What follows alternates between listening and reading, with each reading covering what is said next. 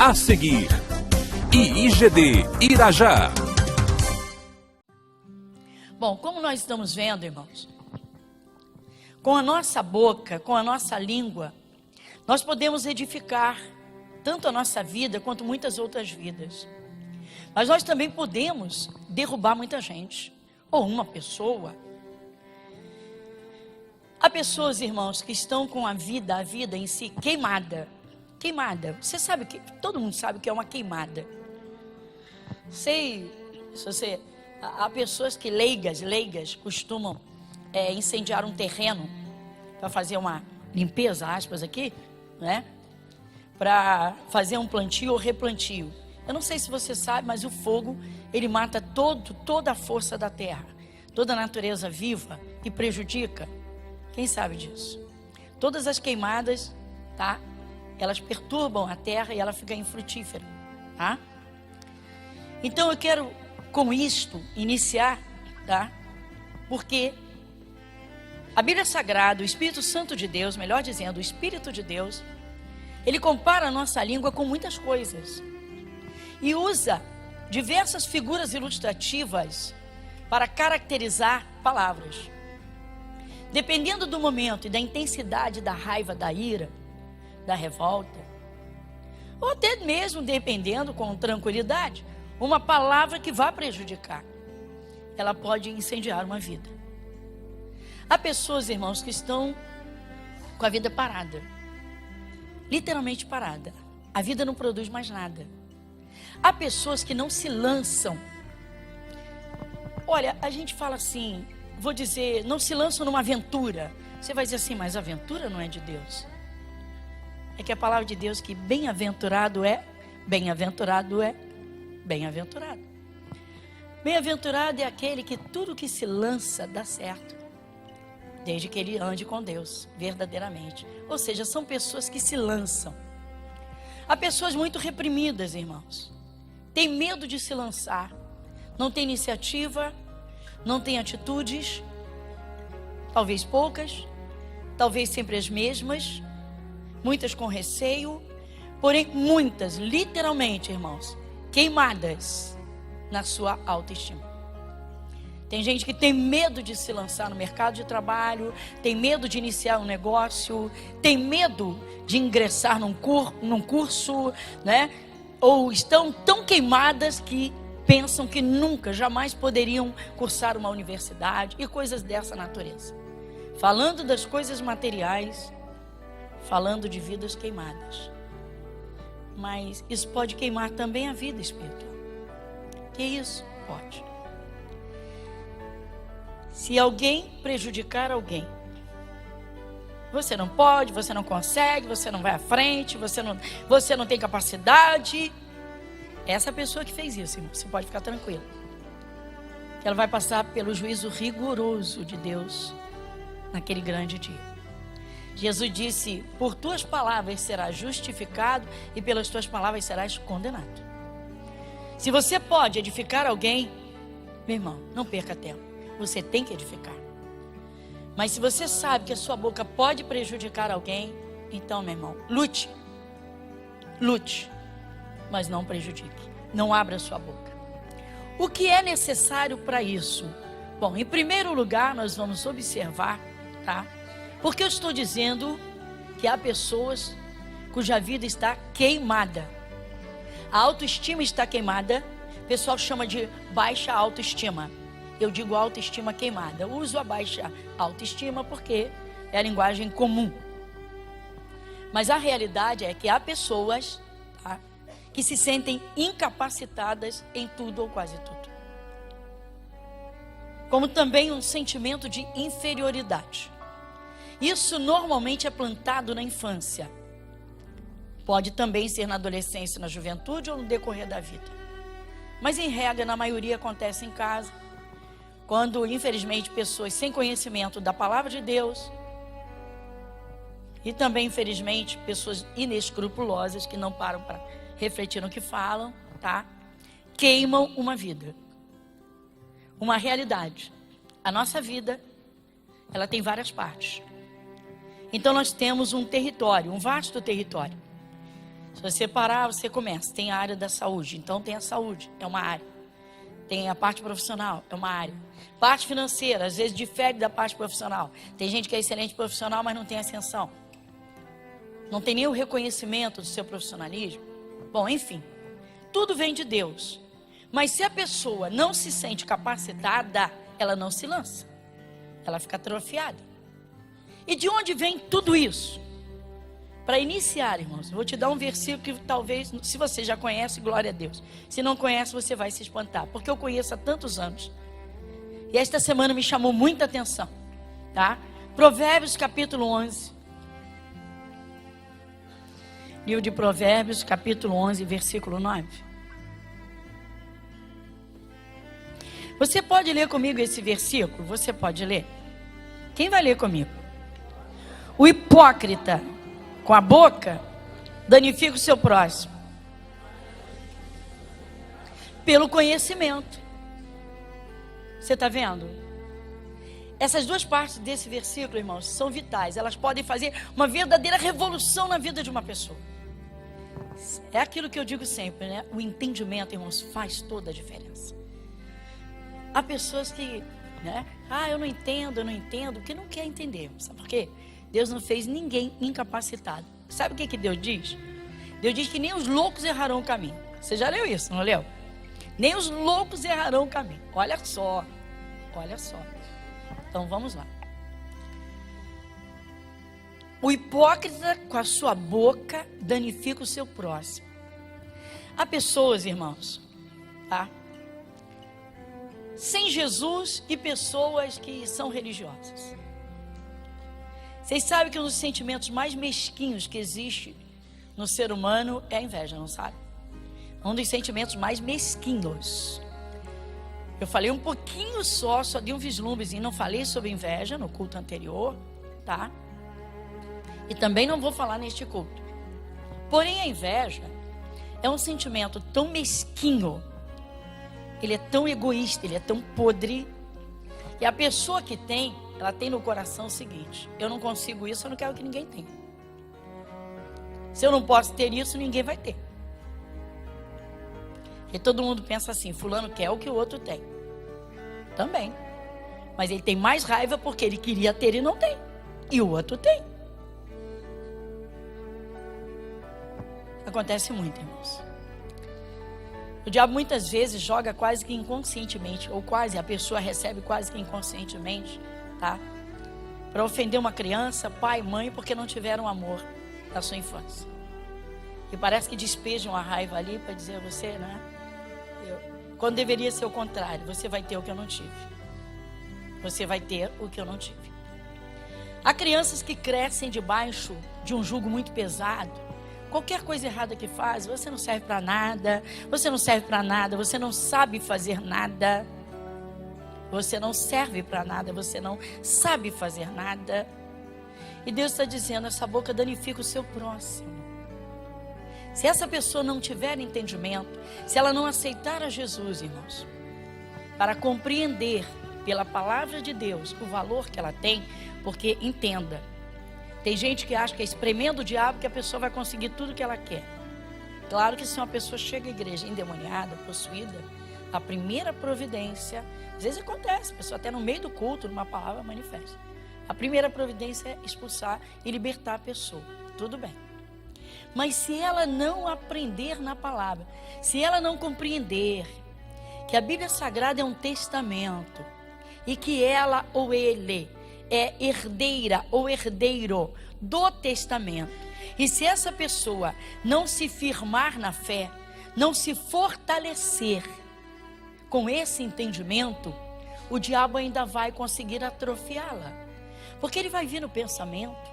Todas as vezes que essa pessoa estiver diante de uma oportunidade, o diabo vai vir no pensamento, não propriamente com aquelas palavras da infância ou da juventude, mas vai vir com um sentimento humano da baixa estima, ou seja, da autoestima queimada. E o pensamento vai ser: acho que eu não vou conseguir, eu acho que eu não posso. Isso acontece demais. A fragilidade do ser humano de absorver as coisas negativas e ruins e ter dificuldade para receber as coisas boas. Por exemplo, às vezes a gente diz para uma pessoa: por que você não volta a estudar? Um dia desse falei com uma pessoa: por que você não volta a estudar? Ah, pastora, e na minha vida eu tive poucas oportunidades. Eu falei: não estou falando para constranger, não. Isso é em off, só com a pessoa mesmo. Mas assim, não, você consegue. Vai em frente. Estuda, você vai fazer. Termina o que você está fazendo. Vai lá. Faz o 2º grau. E até expliquei. Tem uma facilidade incrível e tal. Ingressa num curso universitário. Ai, meu Deus, pastora, não dá não. Ai, dava compaixão. Falei: você pode. Está aqui na palavra. Tudo é possível que crê. Paulo disse: posso todas as coisas daquele que me fortalece. Olha, se você passaria isso, mas eu posso tudo. Bom, eu consegui, essa pessoa voltou a estudar. Ou seja, já levantou. Já tem uns 3 casos aqui, tá? Senão alguém pensar assim: ah, foi comigo. Não. Quem foi sabe que foi dessa forma, tá? E há poucos dias uma membro da igreja veio me trazer um diploma universitário e disse: pastora, glória a Deus, pela palavra que eu tenho ouvido, me levantei e eu consegui. Deus seja louvado. Isso acontece. Irmãos, o hipócrita com a sua boca danifica o seu próximo. Se você não vai levantar a pessoa pelos direitos que ela tem, fecha a tua boca. Se você não tem essa fé, fecha a boca. Por quê? Porque está na palavra mesmo. Você sabia que Deus, Ele deu dons a todos os seres humanos? Uma pessoa não precisa se converter para ser um médico, senão todos os médicos do mundo seriam convertidos. Uma pessoa não precisa se converter para aprender a arte de confeiteiro ou o padeiro. Eu acho maravilhoso comer um pão fresquinho. Que delícia. Há pessoas que são exímios no seu trabalho, mas são assim PhDs naquilo que fazem, que você diz: meu Deus, como é que tem tanta capacidade? Deus não fez um ser humano inútil na face da terra. Agora, quando a pessoa encontra Jesus, irmãos, o certo é que ela cresça no entendimento e assuma a sua posição. Eu uso o exemplo do Bartimeu. Bartimeu era cego. Ele estava sentado à beira do caminho, numa das cidades mais ricas, tá, da região, que era Jericó. Jericó foi uma cidade planejada. Desde o Antigo Testamento, ela foi destruída. Josué destruiu porque Deus mandou. E Deus proibiu que ela fosse reconstruída. Mas houve um rei doido lá que resolveu passar por cima da palavra de Deus e reconstruiu. E até sofreu uma pena violenta. Mas enfim, era uma cidade planejada. Era uma cidade de pessoas de poder aquisitivo mais elevado. Mas no entanto ele era mendigo e cego. Ou cego e mendigo. Estava sentado à beira do caminho. Esse cego, muito bem. Quem está aqui que tem menos de 1 ano de conversão? Levanta seu braço. Menos de 1 ano de evangelho. Levanta mais alto para eu ver. Deixa eu conhecer nossos bebês aqui. Aqui, ali. Bastante. Tudo bem. Lá no Evangelho de Marcos. No Evangelho de Marcos, no capítulo 10, no versículo 46, o título é O Cego de Jericó. Depois foram para Jericó, e saindo ele de Jericó com seus discípulos e uma grande multidão, Bartimeu, o cego, filho de Timeu, estava sentado junto ao caminho, mendigando. E ouvindo que era Jesus de Nazaré, começou a clamar e a dizer: Jesus, filho de Davi, tem misericórdia de mim. E muitos o repreendiam para que se calasse. Mas ele clamava cada vez mais: Filho de Davi, tem misericórdia de mim. E Jesus, parando, disse que o chamassem. E chamaram o cego, dizendo: tem bom ânimo, ele te chama. Versículo 50. E ele, lançando de si a sua capa, levantou-se e foi ter com Jesus. E Jesus, falando, disse-lhe: que é isso que eu te faço? E o cego lhe disse: mestre, que eu veja, que eu tenha vista. E Jesus disse: vai, a tua fé te salvou. E logo viu e seguiu a Jesus pelo caminho. Poucas coisas eu quero observar aqui, mas muito fortes. Poucas coisas eu quero observar aqui, mas muito fortes. Primeiro, você está vendo Ele era de uma cidade relativamente rica, mas era cego e estava mendicando. Na mendicância, mendigando, o homem estava lá sentado. Você vê que a Bíblia Sagrada, a palavra de Deus, né? Deus, ele levanta o ser humano, porque diz aqui, estava sentado, não é? Em Jericó com seus discípulos, e Bartimeu, o cego, filho de Timeu. Irmãos, quando se referia, até algum tempo atrás, quando alguém tinha uma referência de nome de família, é porque havia importância. Em regra era assim, a família tal, fulano é da família tal, fulano da família...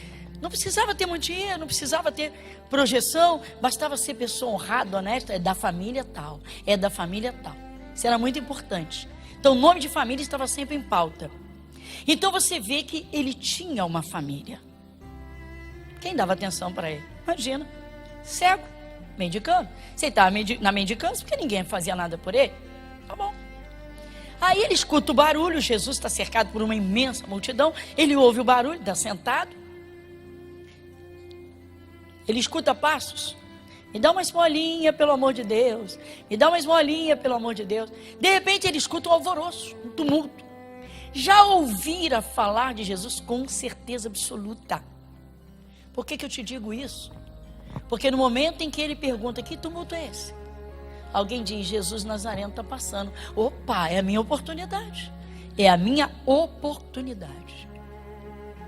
Não tem um ser humano na face da terra que não tem oportunidades, irmãos. Não tem. Porque se não tiver, ele cria, porque Deus capacitou. Deus capacitou o ser humano. O que aconteceu? Ele imediatamente, ele usou os recursos que ele tinha. Qual o único recurso que ele tinha? A voz. A voz. Ele tinha de fazer a sua voz ser ouvida no meio da multidão. O que aconteceu? Jesus, filho de Davi, tem compaixão de mim. A torcida foi logo contra. Logo trataram de arrebentar com ele, porque ele já estava para lá de queimado mesmo. Só que ele não assumiu essa queimadura. Com certeza, porque aqui está dizendo. Quer ver? Vamos lá. E muitos, versículo 48, e muitos o repreendiam para que se calasse. Muitos, não eram poucos. Muitos. Eu sempre digo à igreja, quando há oportunidade, quando Deus inspira, eu digo, você tem um plano? Você tem um plano? Deus está colocando um plano no teu coração? Antes de abrir esse plano, dá um tempo diante de Deus, para o Espírito Santo confirmar e te dar as diretrizes. Quando você lançar o plano, já está tudo preparado. Senão o diabo vai te atrapalhar.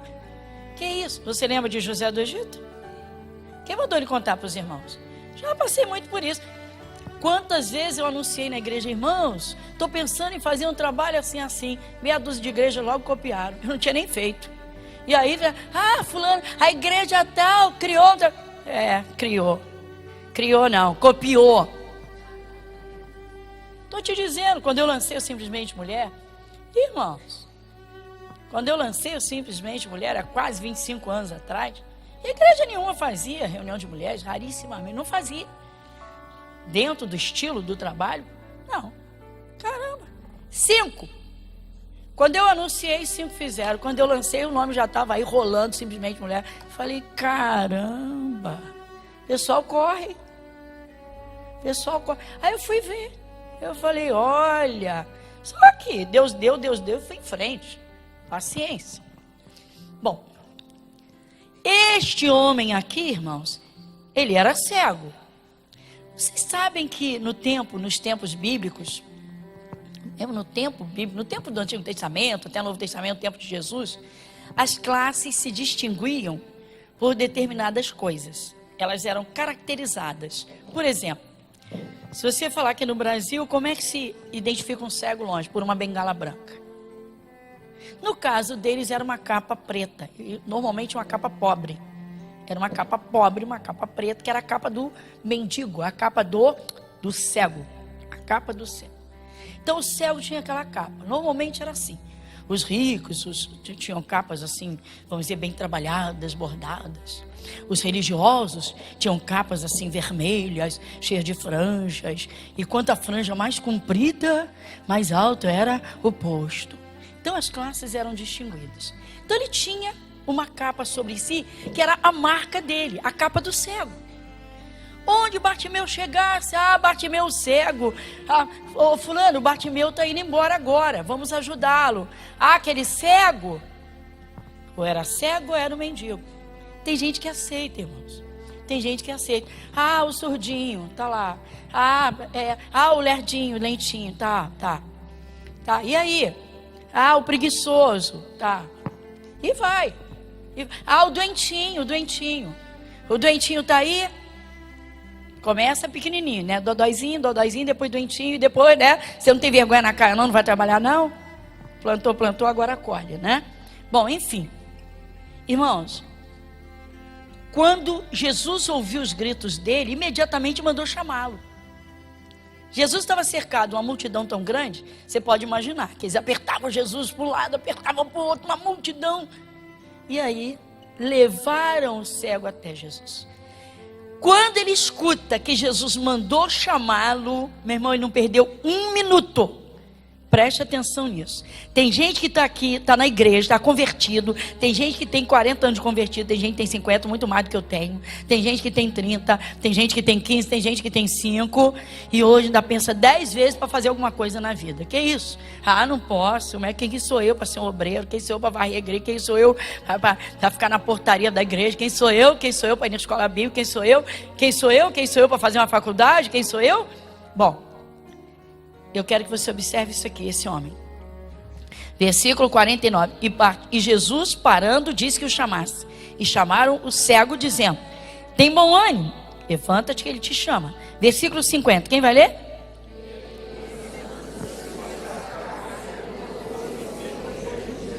Por que você não joga a sua capa do eu não posso fora? Por que não joga? Quantas coisas você já idealizou, já planejou? Quantas coisas Deus já colocou no teu coração para você fazer? Ou quantas vezes Deus já falou com você para você fazer alguma coisa e você não se lançou? Deixo isso com você. A primeira coisa que ele fez foi jogar fora, para trás, a capa de cego. Paf! Pode ficar para trás. Chega, o cego acabou. Esse estigma nunca mais. Você é conhecido como Bartimeu, filho de Timeu. O Espírito Santo colocou na Bíblia, Bartimeu, filho de Timeu. Mas logo a seguir diz: e chamaram-no, e chamaram o cego. Olha como a população lidava com ele. Versículo 49. E Jesus, parando, disse que o chamasse, e chamaram o cego. É assim que muitas famílias fazem com alguém, tá? E aí, seu preguiçoso, seu malandro, seu burrinho, sua burra, você não aprende nada. Você não aprende nada. Mas você não sabe fazer nada. Você não serve para nada. O hipócrita com a sua boca danifica o seu próximo. Danifica, causa dano. Há pessoas que estão com a vida destruída, irmãos, desde a infância, que não se lançaram. Deus poderia ter feito coisas extraordinárias na tua vida. Que isso, pastor? Deus quer fazer. E não tem idade. Você viu quando Deus chamou Abraão? Ele tinha 75 anos, saiu da terra dele. E com 99 foi que Deus disse: no próximo ano, daqui a um ano, por esse tempo da vida, o Isaac vai chegar. Abraão estava em pleno vigor para conceber, junto com a sua mulher, um filho com 100 anos de idade. É impressionante, irmãos, o que as pessoas fazem com as pessoas. É impressionante.